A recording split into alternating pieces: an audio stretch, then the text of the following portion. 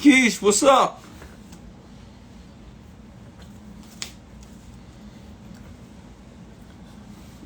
Hey, Keish. J-Bone, what's happening, Jay? Can I call you J-Bone? They call you J-Bone when you in West Philly? What's up, Marlon? What's going on, y'all? Appreciate y'all for tuning in. Hey, Reggie, you ain't called me back. I called you last week. You ain't called me back. But appreciate you guys tuning in. Gonna have another great, dope interview tonight. We're gonna be speaking with Kurt, the big homie, out here doing flips, multifamily. So it's always good to hear from somebody that's been in the game for a while, making it happen. How is everybody else doing out there? Hope everybody else is doing well. The weather is beautiful here in Philadelphia, so, finish your rehab projects up. The market is looking kind of funny, so make sure you're prepared. You got a little money in the nest egg. It might be some deals and some opportunities on the horizon. Let's see. Did Kurt jump in just yet?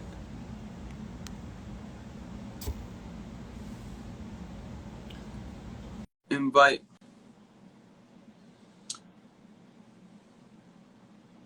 Let's see. Well, when Kurt gets in here, we'll talk about it. What's up, Mark? How you, good brother?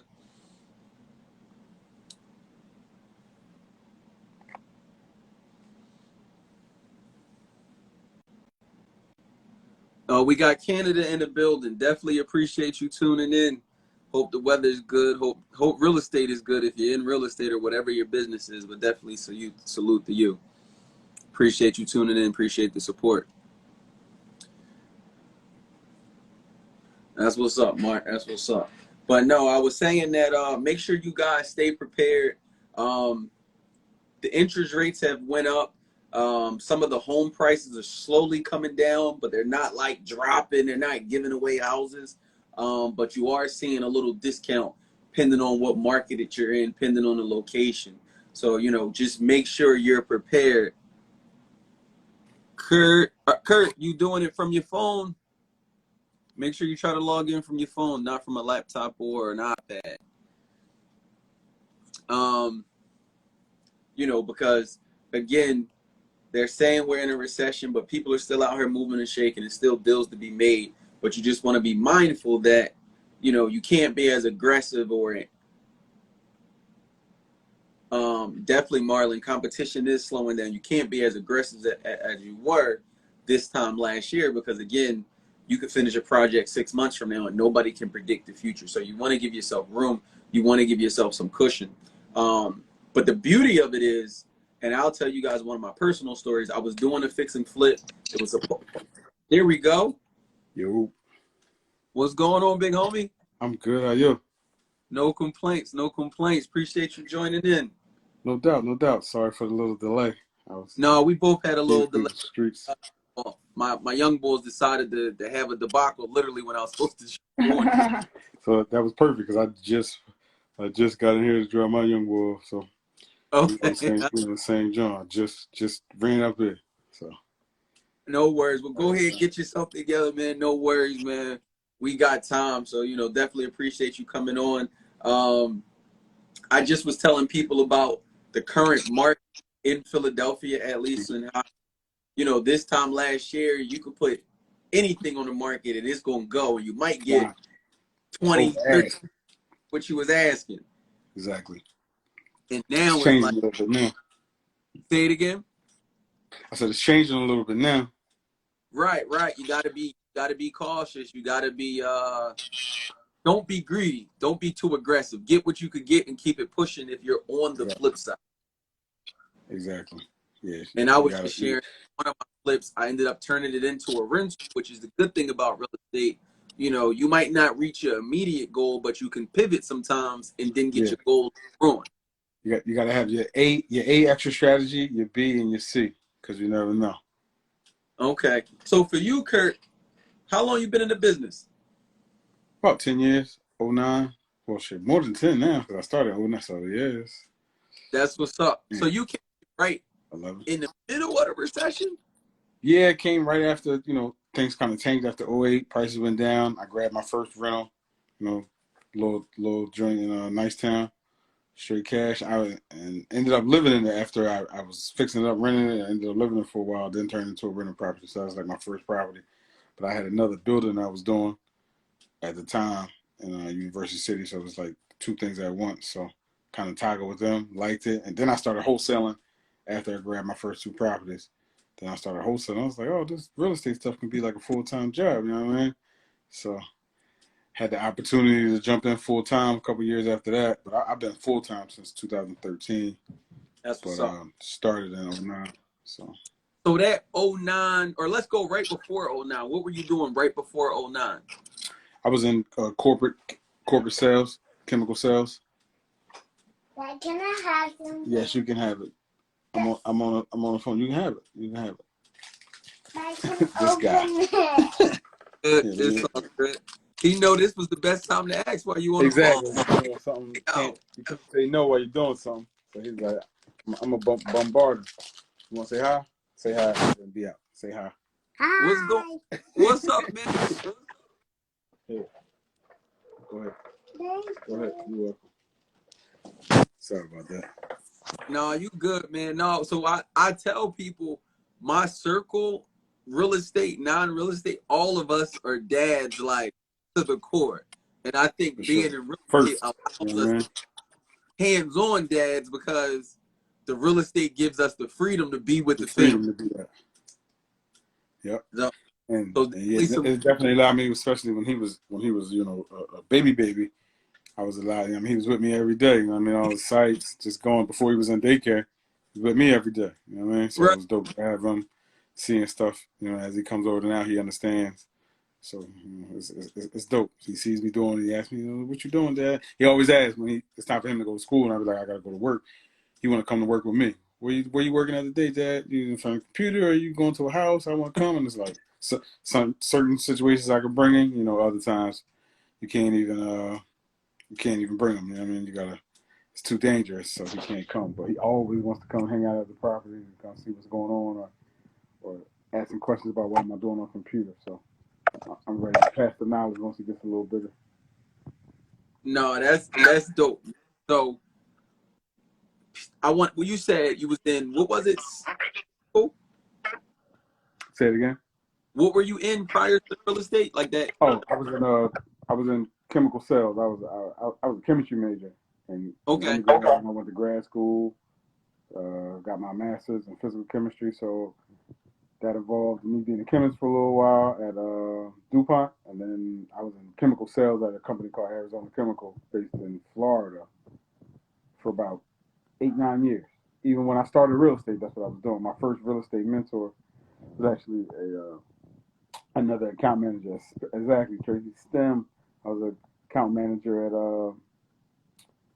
at this company, and I kind of like just had the Northeast, Mid Atlantic, and some of the Southeast at first. And then I transitioned. I was spearheaded our taking our products into tapes. So I sold tackifiers for adhesives, I would say. So I always said the sticky shit and glue was my way of describing what I did. So I sold the sticky stuff in glue. That was my thing. So Oh, Kurt, switch your phone up because I think you blocked your speakers. hold on one second. Is that better? Yep.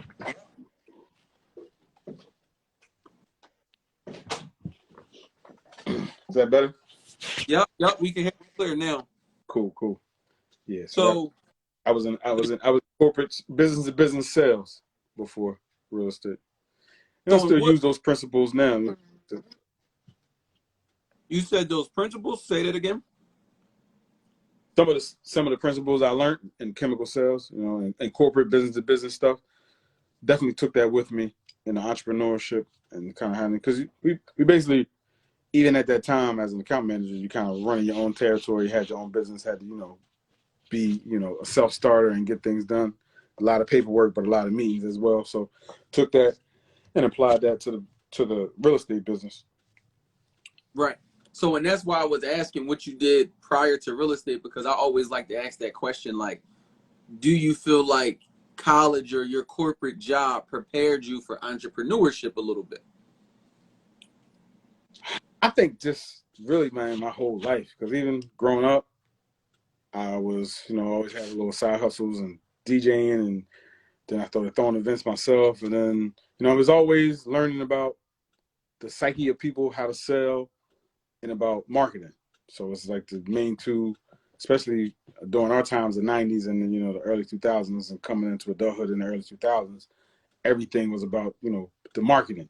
And it was more about the psyche, because it wasn't social media. It wasn't an algorithm to kind of drive people to you. You had to literally understand your core audience, how to communicate your message to that type of person, and kind of went from there. So I definitely think it prepared me a lot to just,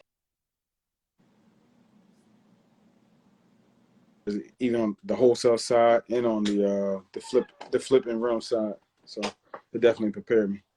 So when did you get the idea of real estate? Like, how'd that come about to say, hey, corporate America is cool, but I want to do real estate?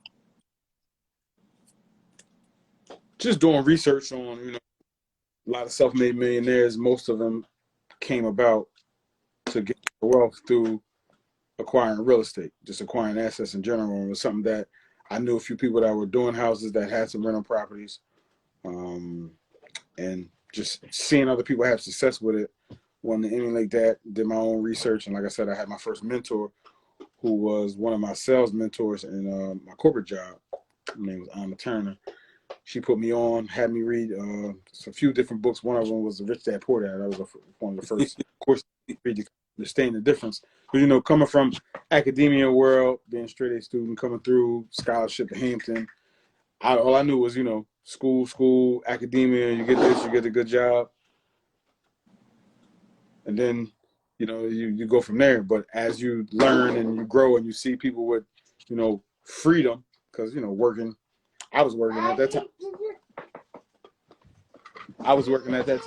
Excuse me. Sorry, what? You fell? Oh my God, this dude wants to be on camera so bad. Hey, he can sit up here and rap with us, man. What you trying to do? I'm on the call. I told you that. Why are you crying? Because you fell. Why are you crying? It's all right. You want to sit? You want to sit? You want to be on camera? You want to be on camera? You want to be on camera crying? You want to see? Hey, you on camera with us, man. Go back downstairs. You gonna sit on my lap and join me, or you gonna go back downstairs? You can't stand here and cry. You interrupted my live talk here. Especially fake crying. Stop it. This guy.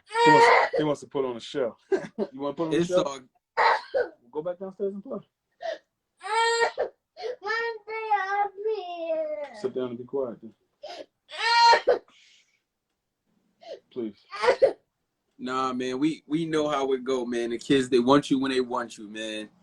They want you when they wasn't paying me no attention until he see me on the phone, right? On his iPad, chilling. Now he wants to put on a show. You know how that go though.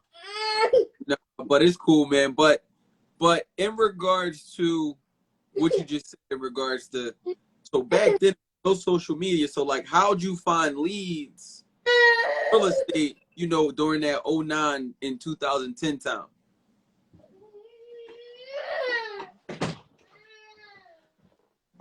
Back then, how do we find leads? We definitely, driving for dollars was one of the main things.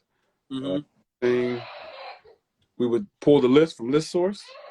Get the list from ListSource. Yeah, ListSource. ListSource was a big asset, because we just had to buy the list. Then you would just send out all the letters. Okay. Things, and you had to buy a list of like maybe 1,000 or 2,000 names.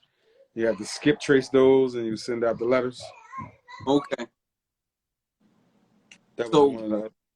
So what's like one of the key differences you've seen from like the way the business goes now to when you started? Like, is there anything significantly different?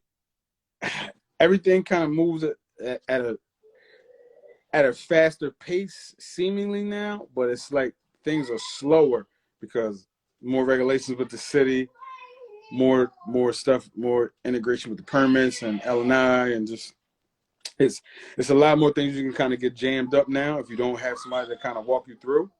Okay. You don't have somebody to walk you through a lot of hang-ups before. It seemed like it was more just straightforward beforehand, but now it's a lot of more things that can kind of trip you up now. But if you don't know, and then wholesale now too is more known, because I know before when I started back in wholesale, you know, It was like a secret.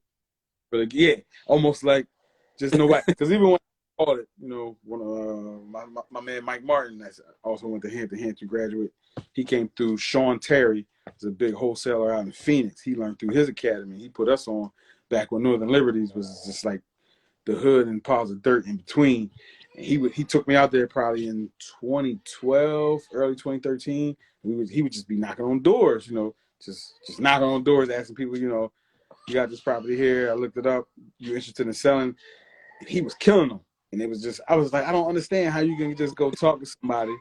You can just go talk to somebody and actually flip a piece of paper and make, you know, tens of thousands of dollars at a time. It's like, you know what I mean? But seeing him in action kind of sparked me to want to do it. So that was the only thing. I got you. Yeah. C3, you're killing me, yo. You're killing me. I'm working. Like, you can't come in here and play. If you want to sit with me while I do this, you can. But you can't be in here crying. So either go downstairs or come in here and join me. Which one you want to do? You come in here, you can't make no noise. Being a dad never stops. Full-time job. But it's the best job in the world. Best job in the world. And the funny thing is, you take your dad's stuff into the job dealing with contractors. For sure. You gotta have that patience, and you gotta have that sternness with them. And you gotta understand your different, you know, what moves who you gotta talk to. A certain, you know what I mean? Certain people you can talk to directly and frankly. Other people you gotta kind of coddle and manage their feelings and things, but you kind of get it along. But you gotta know your audience. So that's we get the same goal without as many. Exactly. So for you right now, like working through COVID, does that kind of like remind you of like 08, 09 in the real estate industry? It was a lot more, I think, this time around during COVID. It was a lot more money and opportunity. So if you had your paperwork, the thing I learned from COVID was paperwork. A lot of people I was trying to help, because I do business consulting too. A lot of people we were trying to help that were trying to get funding or trying to stay afloat and restructure their business. They didn't have the proper paperwork. So it was like a lot more money floating around to help people get through it. But if you weren't properly set up, you couldn't take advantage of everything. When you say properly set up, what's that mean? Like actually having your LLC paperwork, being registered, having, you know, proper bank accounts, business bank accounts, having, you know, taxes paid up for the 2 years. So just little things that you would think, you know, everybody did, but a lot of times just running your business and, you know, concentrating on client relationships and also having your back office stuff. A lot of the stuff that you kind of started with, you didn't stay up on because we didn't really know about the benefits of just paying your corporate taxes and knowing your gross profits. You could get funding based off what you gross, and you know what I mean, just the details of that. And then coming through COVID, that came out about that if you could just pay attention to the details when you're setting up stuff and stay on top of everything, you know, the government has programs out there for you that can help you through tough times, but you just got to have your T's crossed and your I's dotted and have everything as far as making it official. Right. Yeah. So it's almost like if you were doing your part, paying the government, because initially it's like, yo, I'm not going to pay the government. I'm getting over it. But then when it was time to get the support of the government, you weren't eligible for it because you your paperwork in order. A lot of people away that just weren't ready to be a up and up, you know, business and with all the paperwork in order. So that they left $1,000 on the table because of that. Thousands, man. It was just a lot of people that just couldn't get it, you know. And then also to see how the other side works, where as soon as the floodgates opened, you know, they were getting millions. I mean, the people who were in the know and knew how to fill out different things and had their paperwork in order. some of the first to try to get in line for those loans and those grant programs that people had. Like if you had your paperwork together, you could get it, and it wasn't an issue. So, Right. Would you say the economy now, or the way the market is now, does this feel like 08, 09? Like, does this feel like recession time? I think a recession is definitely coming, but it was because it was just so much free money in the system, even before they gave away everything to the on the stimulus side to the average consumer and the W-2 workers as well. It was just before things looked bleak, but now we know even in a downturn, it's going to come back up. So I think it's more optimistic, now. So again, Kurt, we can't hear you. Yeah. Now we hear you. Say it again.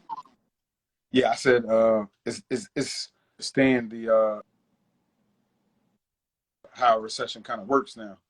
Like, kind of going through it 10 years ago, you kind of see it's not all bleak. I don't think everybody's going to go up and sell their whole portfolio. Like before, people were selling full portfolios. I had people coming, one selling 10, 20, 30 properties at a time. But like now, you can kind of manage it different because you know what's going to change on the back end. Things are going to change.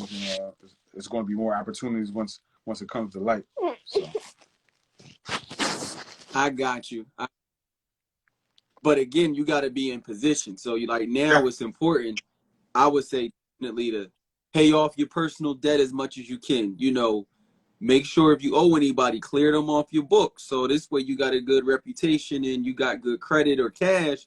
So when opportunities do come, you'll be able to snatch something up. Like you said, like it's not all bad in a recession. It's about what position you're in. Definitely. If you're positioned properly to enable to take advantage of the recession is great.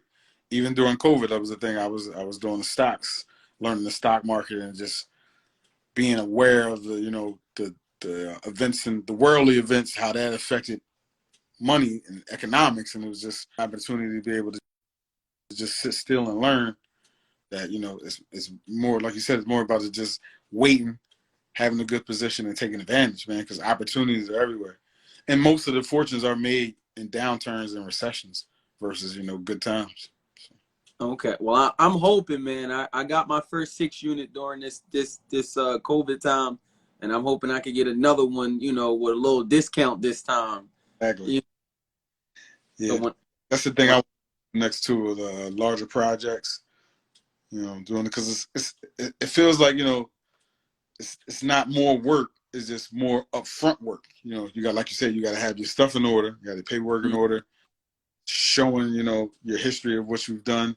How can you take this managing on? But once everything starts rolling with these bigger projects, it's more of a hands-off position because, you got larger GCs, bigger subs, people with more manpower, and you don't got to hands-on. You just kind of make the decisions on, how you want things to go, and you just kind of get out of the way, let everybody do their things. You're just more managing of the process more than people. Seems like with the one-off houses or even like the triplexes that we like to do, even the one I'm doing now, is just more hands-on than a bigger project. So I'm looking forward to jumping in some of those bigger projects after I clear my books this summer with the ones I got.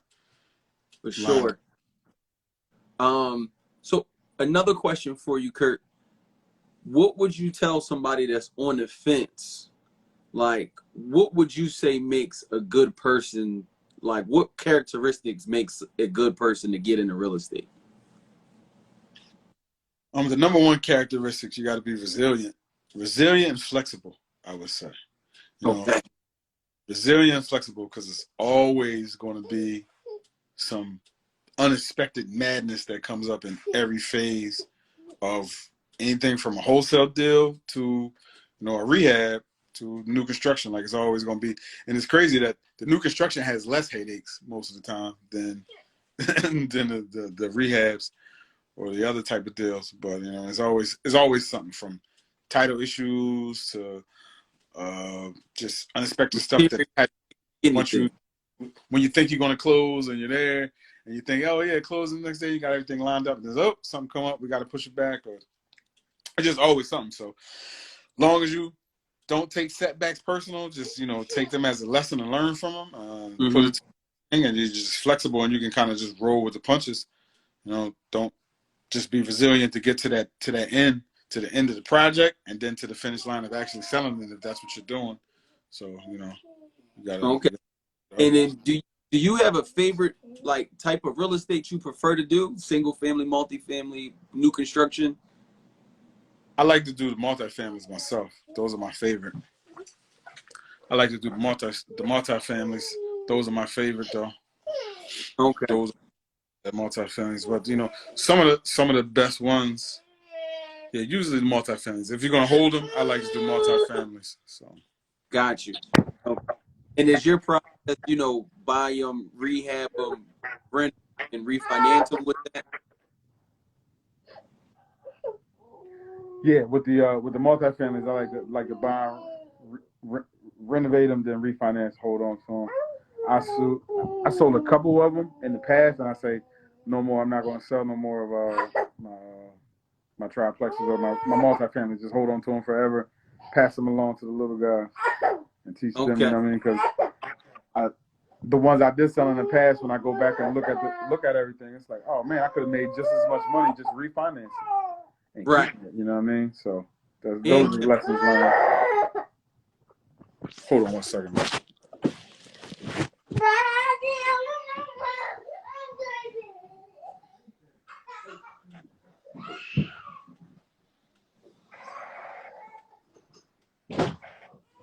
Nah, so we were just talking about the BRRRR method. So like one of the things during the pandemic that I started pushing was the BRRRR method. I started out doing a BRRRR, then I switched to doing flips. But again, it's like, you start selling some of these cribs and you ride by and see the numbers keep growing and you got rid of the property, you be in your feelings. So now it's like, yes. Oh, no, like some of these cribs, or as many as we can, we'll keep them. But again, depending on your lifestyle and situations, you might have to flip one, refinance one, and it just help you keep being able to maneuver. But that goes again to what Kurt just talked about, being able to be flexible, because you might have this plan, but things happen. So sometimes you pivot and go to the next plan. There's still nothing wrong with it, because at the end of the day, you're still moving the needle forward to getting you to whatever your ultimate goal is. Definitely. So Kurt, before we let you go, I know you mentioned Rich Dad Poor Dad. Do you have any other books or podcasts that you recommend for somebody that's looking to just sharpen their real estate skills, or looking to, learn more about the game? Because you said you've done flips, you've done rentals, you've done wholesaling, you pretty much done it all. And I also done rooming houses, which was rocking for a while, and they turned into a nightmare. So I've tried everything. I tried everything. I was a bird dog for a title company for a while. You know what I mean? So I've been in almost every aspect from an investor standpoint that you can think of from the real estate side. But podcast. You said you still messing with rooms or no? No, not at this time. No.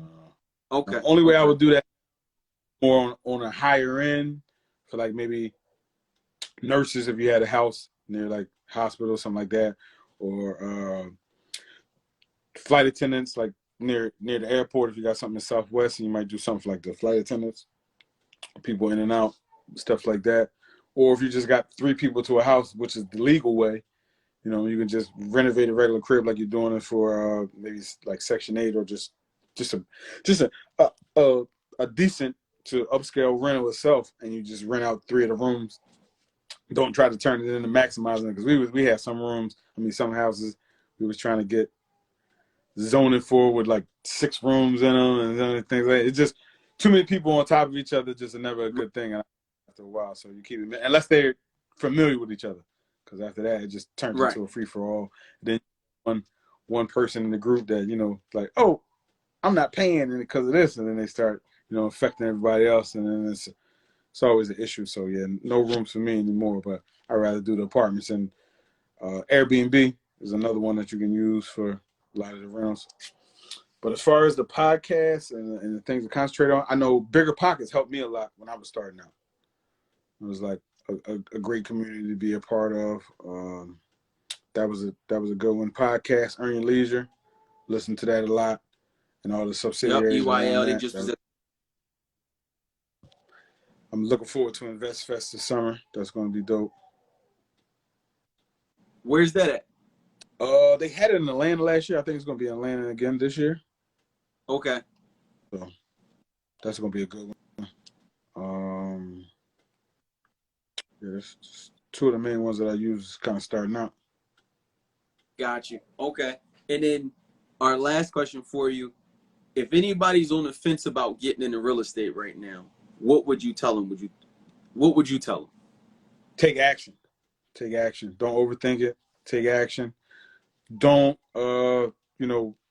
try to use money that you really don't have, but if you can just save up enough to get, a small down payment to do something, whether you can still have a 9 to 5. I look back and I always say that too. I wish I would have stayed in my corporate job because it gives you so much more leverage when you're using, you can use the bank money. You have that W-2, you're showing that. So keep your corporate job when you're starting out, but just do it. Grab that first rental property, do some research, because you never learn better than when you're actually doing an activity. You can do all the reading, you can talk to all the people, but the action is the key. Okay. I love that, and I'm glad you said keep the 9 to 5, because a lot of people I know they want to quit, but it's like, yo, get to a certain position first before you quit, because it's a lot easier that when you do have an issue or you got a problem, you still got a check coming to take care of your household, and that real estate money is it's bonus money. It's not money you really needed to live. Exactly. So I had to get to that point. I had to have enough to sustain, for a full year before I could say, all right, I'm out of here and just kind of go. I got pushed out though. It was something happened at the company where they were, switching over and they were letting a lot of people go. So it was like, now was the time I got enough I could go. But, using that and still doing your real estate investment on the side with a portion of your money that you're taking from your 9 to 5. That's the way to accelerate, take it to the moon. Once you get your process down, don't move too fast. Move, but don't move too fast is what I would say. But action is the key to it all. And have a mentor. Well, try to have somebody who's been there, who's done it before, that you can kind of, reach out to. Me and all my friends, we're always down to talk to people, be mentors, help out, answer all questions, because people put me on. So I never hoard any information, any contacts I got, anything. I'm an open book with it. So. Okay. All right. Well, we definitely appreciate that, man, and definitely salute to you. Keep pushing. So I'm sure we've been running into each other now, different projects you work throughout the city. So I'm definitely will connect. But I definitely appreciate you, man. And again, make sure you guys tune in next Thursday. We will be back. And I mean, anything else you want to let them know that I might have forgot to ask, or that you wanted to mention? Nah, you pretty much covered it all, man. I just thank you for the opportunity. Look forward to do it again. And do more projects. And when I'm done some of these, maybe come back on, showcase some of the projects, go through that. We'll meet up at one of the properties and we go from there. All right, we might set up a ride along with one of your multifamilies or one of your flips. Oh, that'd be dope. Let's do it. All right. Well, I definitely appreciate you, Kurt. Thank you again, and we'll talk to you. All right. Peace. All right.